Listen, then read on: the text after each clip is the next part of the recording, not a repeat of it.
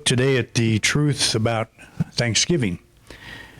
And it is, all of us know what it is here. The Thanksgiving holiday focuses on gratitude for the harvest, the bounty of good in our lives.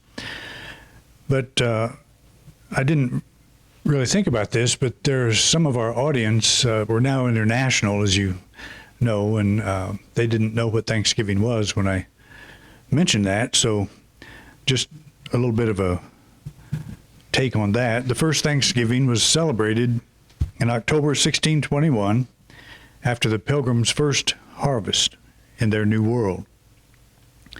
The feast lasted 3 days, hard to believe, and was attended by 90 Native American people and 53 survivors of the Mayflower. So I would imagine they had a lot to give thanks for at that time. We're always given these pictures like this one of everybody's dressed, eating well, and so on, but I'm sure they stepped into a very difficult time, and I'm sure also that the 90 Native American people really went a long way to showing them the ropes and how to get through the winters and different times that they were faced with. A lot of people died during that whole period. So it's we look at all of the good that has come in our lives, but we also do something else. We're used to thinking of Thanksgiving as I'm going to cover this today, as an effect, as something we do after we receive our good, and there's always a time for that. And I was sharing with Shelley and Pat a little story. When we lived in Evergreen, we were up in the mountains or foothills, 7,600 feet, and I put a hot tub in. And so we'd go out at night and sit in the hot tub. I was out by myself on this particular night, and I'd get out of the hot tub, and there's a mother raccoon and three or four babies. And they saw me get out of it, and their backs went straight up, like they thought that was their hot tub. And when you're wearing just a birthday suit and a towel, you feel a little bit vulnerable.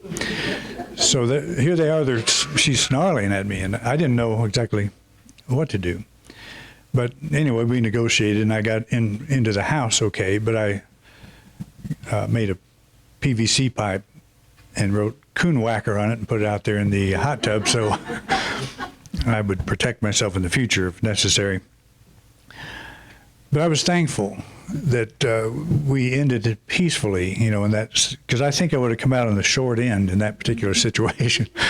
So I was very thankful for that. So that's usually how we do it. It's like, okay, there was no skirmish, everything. I don't have rabies or anything like that. We're all good. So something happens. We're glad it didn't progress, any further than that, and we give thanks for that. But there's another way to give thanks. And this is demonstrated very beautifully in the feeding of the 5,000. Says that Jesus ordered the crowds to sit down on the grass, and taking 5 loaves and 2 fish, he looked up to the heaven and blessed and broke and gave the loaves to the disciples, and the disciples gave them to the crowds. So he looked up to heaven in thanksgiving, and this was before the passing out of the loaves and fishes. If you watch some of the Hollywood versions of this, that it all multiplies literally, and it's a pretty interesting thing. And I'm not really going to question whether or not that was a miracle or whether or not it is a literary device from the writers of the Gospels to get and keep the attention of those who are waiting for the kingdom to come back, because all things will be taken care of. Food's a pretty big deal. But the important idea here is he gave thanks before, not after. So there's 2 ways to look at this, and this is one that we're going to focus on today. Jesus' attention was not on the apparent limited quantity of food available, but on God as his ever-present source. He blessed the food, which means he was seeing it from a consciousness of wholeness. Usually when we look at a situation like I did with my raccoon friends, I'm thinking limitation. Like, I don't think I have what it takes to take them on at this moment. And what he did is, just to illustrate, is if I was in the right state of mind at that moment, I would have said, it's all going to be okay. It's nothing here to worry about. Take a whole different attitude toward it. And I'm using that as kind of in a joking way, because most of us won't have that situation ever come up in our lives, so you don't have to remember this lesson. But we have it happen a lot in other ways, and a lot of times it's just simple things. You may get a bill in the mail that's larger than you thought it should be, and you have this reaction. And do you immediately think about how thankful you are to have the ability to pay that, even though it's larger than you expect? We don't think about Thanksgiving prior to the incident generally. Although I hope we're all getting better at it. I'm more conscious of it all the time. And also, I'm not really talking about potential threatening kinds of situations. I'm talking about just those normal daily experiences that we have in life, where they rob us, of our peace of mind and stuff, because we drop down and we forget that we are expressions of God, rather than, we just see ourselves as this mere human that doesn't have the resources to handle this issue. So and even if you go that way, you can pull yourself back and say, okay, let's try this. Let's try lifting up our eyes and, looking beyond the appearance. And this Thanksgiving thing is exactly what he meant here. He says, do you not say 4 months more, then comes the harvest? But I tell you, lift up your eyes and see how the fields are ripe for harvesting. I've always loved that statement, because it is exactly, it fits the principle of prayer. Whatsoever you ask for in prayer, believe you've received it before you receive it, before you actually get it. What's that do? It connects you with the solution rather than buries you in the problem. And that's it's very good advice, but again, we don't often practice this because logically it doesn't make sense. Why should I be grateful for something I don't have? And that's not the point. The point is to develop a state of mind, a grateful state of mind that is receptive to the greater good. That's a very different thing. We're not playing magic here. We're not saying let's pretend like the answer is present. Let's act as if it is true. There's no reason we can't do this. Because again, what is faith? If you're saying, I don't have the resources, your faith is in that. That's where your focus of faith is. So what is faith? If the thing is already answered in front of you, you don't need to express faith. It's there. So it's a fact. So you don't have to. What Jesus is saying is you're going to have a lot of situations like this that pop up and you're not going to know what to do. So get in the habit of realizing that even though you don't know what to do, that a greater good is now unfolding. That's, I think, what he's driving at, the mindset for us to seek to achieve and stay in that place. And, of course, that's not easy to do, because there are a lot of raccoons running around that sneak up on us. We don't even know they're there. But this idea that the solution is unfolding, these examples of Jesus indicate the importance of first lifting our attention above the appearance and acknowledging God as our unfailing supply. We give thanks for the solution that is now forthcoming. And again, I've shared a story with you that Beth and I were several years ago on our motorcycle going through Kansas and on kind of a back road, and came to one of these signs that said road closed, and the alternative was a ugly gravel road full of potholes.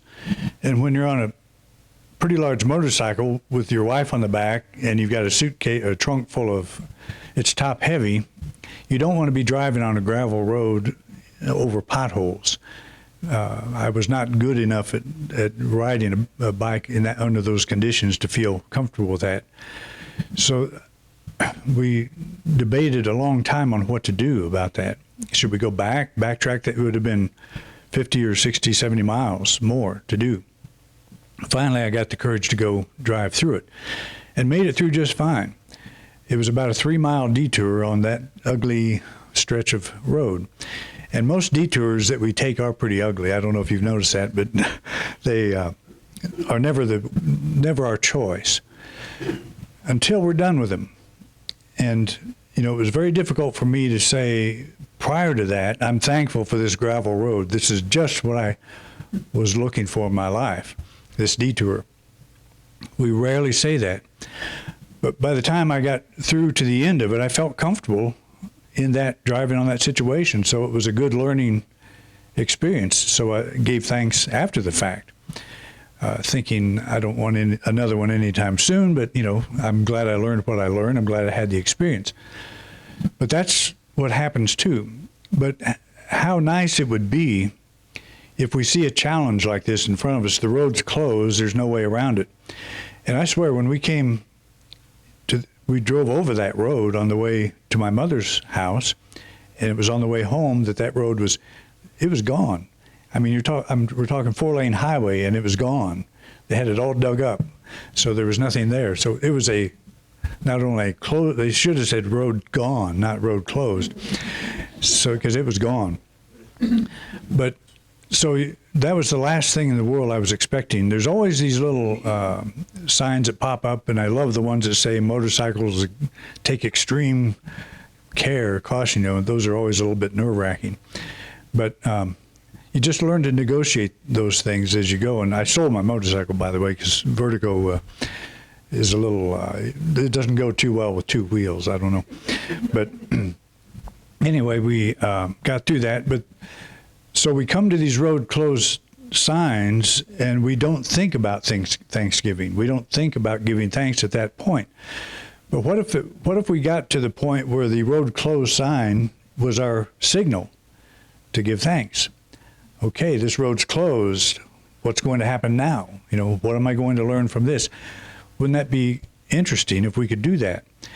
Because I don't think there is any time that we're going to rise so high in consciousness that we do not have challenges. And I would just bring our attention back to, would you trade lives with Jesus? His life was threatened from day one, according to the biblical stories. If he had such a high consciousness, this is how we think. We get a high consciousness, we have no more challenges. And it's almost exactly the opposite.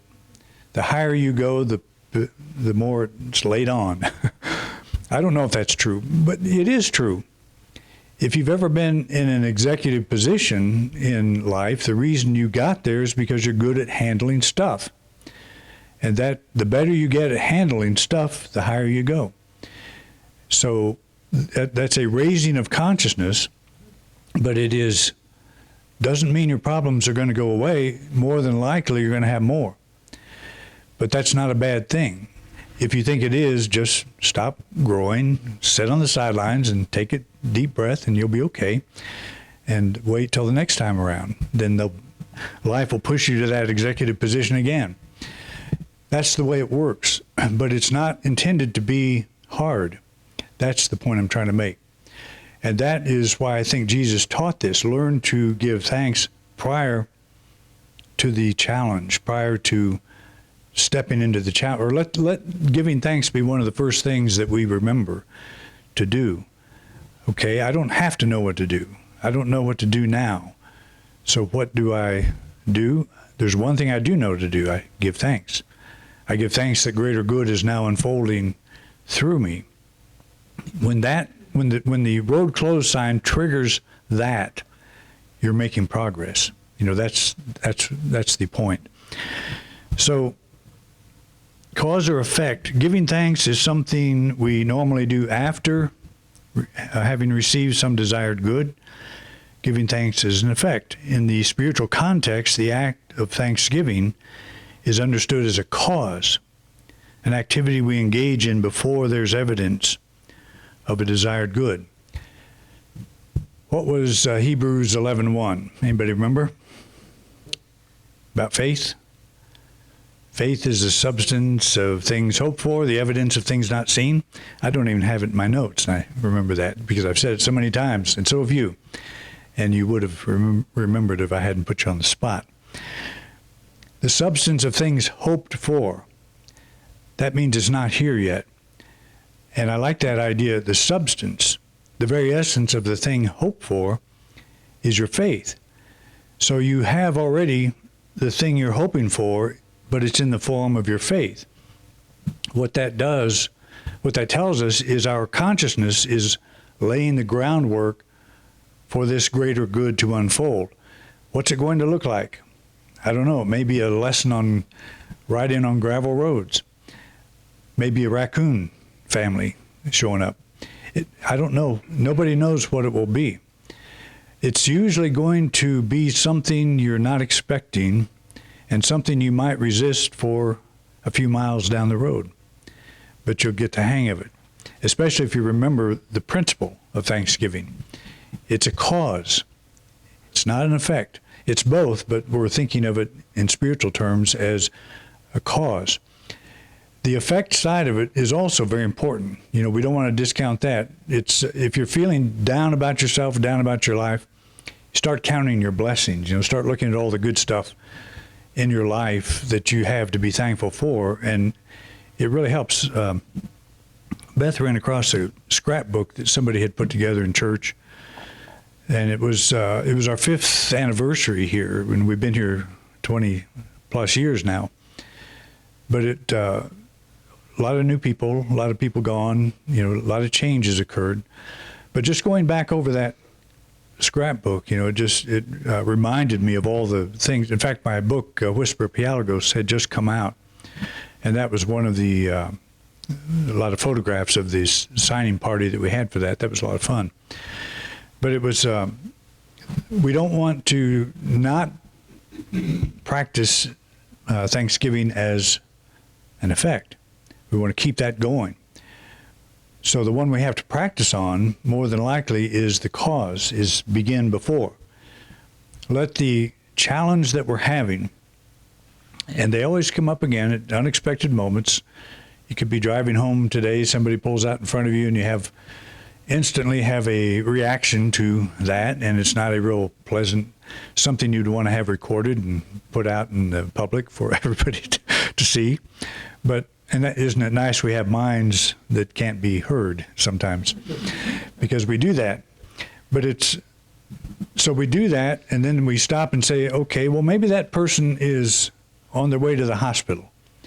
Maybe they've got an emergency, they're in a hurry, and I have no clue as what they're going through, and I'm having my little feel sorry for me experience because I had to react, and I wasn't expecting that. You're not supposed to do that. They violated my rights. You know, they violated my the law, whatever. You know, we go through these things. You all have your own list of things you go through. I have about 2 or 3, but we react to it. So we see that, and we start observing how we're doing this, how we're reacting. Can we catch ourselves and say, wait a minute, there's another way to do this? You know, first of all, they didn't hit me, so I'm thankful for that. But I'm thankful for the greater good that I can learn from this. And this is kind of a silly illustration because there's so many other things that they get your attention and it just rivets you and pulls you down into a place you don't really want to be. And so that is where this kind of thing really helps when we remember it. And that's the key right there. I don't teach anything new. You know, I've been teaching what I'm teaching for 40-some years. We kind of go in cycles. But this idea of catching yourself before you plunge into that darker place, that's what we're looking for. And that is one of the hardest things to do. It's not easy at all. But as I say often, it's actually easier than not doing it. Because if you don't do it, you plunge. You take the plunge. You go down into that place, and it's not pleasant. Never is. But you'll survive that too. I'm just saying, you know, here's another way to think of it. And I love this whole idea of Thanksgiving, giving thanks beforehand. So if we think of the proper solution is now coming forth, we pause to let go of the negative energy we've placed in the appearance, and we begin giving thanks that the proper solution is now forthcoming. Thanksgiving becomes a creative action rather than a predictable reaction. So we have this bounty spread out upon our table that's present life, all the blessings that we have. There is one thing that's on that table we may not be seeing, and that is the life that is unfolding now. I can't tell you how many times in our church journey here that this has been the case. It many times looked like there was nothing on the table, and then something would appear, and then something would disappear again, and it's a constant thing. If you're always looking at that, what comes and what goes, it'll be like the stock market. Some days it's up, some days it's down. If you're watching the stock market every day and you're letting that control your emotion, you know what's going to happen to you. You're going to look like the stock market. Exactly. And we all do that. We watch, we're interested in that kind of thing, and it's important. But if our life is that way, we're driving down the road, the highway's great, pretty soon we hit a road closed sign and our stocks plummet. That's what we want to see. Did God disappear suddenly in that moment? Did my ability to cope with that situation or any situation, did that disappear in that moment? Is that which is in me less than that which is in the world? Or is that which is in me greater than that which is in the world? I've probably said that 1,000 times in ministry, but I have to keep remembering it every time I see a road closed sign and I'm on a motorcycle or I'm in some situation that's not real clear to me as to how I'm going to deal with that particular situation. So every holiday has a spiritual principle, and this one to me is the most important, not of all the holidays, but of the Thanksgiving holiday, is we all know how to give thanks for the greater good that's in our life. Can we also learn to give thanks for the greater good that's not yet unfolded, but we know will come, that will unfold through us through the next moment, through the next day, through the next week or year, whatever. Would I have ever guessed we would be here? I would not in my wildest dreams would I have guessed we would be here. Would I have ever guessed that we would be here and I would be thrilled? Not in my wildest dreams. My wildest dreams were we would have to tear down the old big building and build one twice as big. That's how I used to dream. But I'm not dreaming that way anymore because our audience doesn't need walls. We're out there in several different countries and nearly all the states in America. Somebody's watching us. I had a woman, I think in Arizona, sent me a photograph of her watching me on TV. And I thought, that's pretty interesting. I have to sit through that for a couple hours when I get home and edit this thing, so I don't know how she could stand to watch it, but no, it's just an interesting thing. I mean, that's our audience. I think of this as a studio audience almost, although I think we're going to have to get a few more chairs one of these days.